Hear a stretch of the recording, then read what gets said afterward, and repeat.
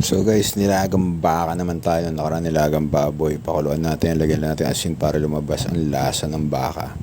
Pagkatapos na natin takpan at may lalabas sa mga bula-bula or scum, tatanggalin natin yan. Yan yung mga dugo-dugo na namumuo pa or naiwan sa baka. So pagkatanggal natin yan, tatakpan natin yung muli. At ito yung mga recados na ilalagay natin: sibuyas, pamintang buo, pechay, repolyo, patatas at mais. So pagkatapos yan, tatanggalin natin ang takip. Yan, malinis na yan. Lalagyan natin ng pamintang buo at sibuyas. Yan ang mga magpapasarap dyan at magpapalabas ng lasa. Tapos ito'y ating haluin with fillings, then muling takpan. At ito'y pakukuluin ulit natin. At pag kumukulo na siya, ilalagay natin ang ating beef granulated cubes. Yan, dagdag pampalasa rin yan. So yan, pakuluin ulit natin at ilagay ang mais.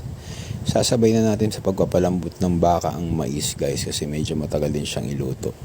And after that, ang pataras ni Mang Tomas. Yan, haluin lang natin ulit yan at let it simmer. At muli natin siyang pakukuluin. Tapos yan, hahaluin natin siya at titignan natin kung medyo malambot na. Sa parting ito, mga 5 to 10 minutes pa yung baka na yan. Then after 5 or 10 minutes, lalagay na natin ang ating repolyo. Yan. At susunod dyan ang pechay. Namit to, guys. Apakasarap nito, promise, believe me. Then yan, isimmer na natin. Then after that, ipiprepare na natin. Voila!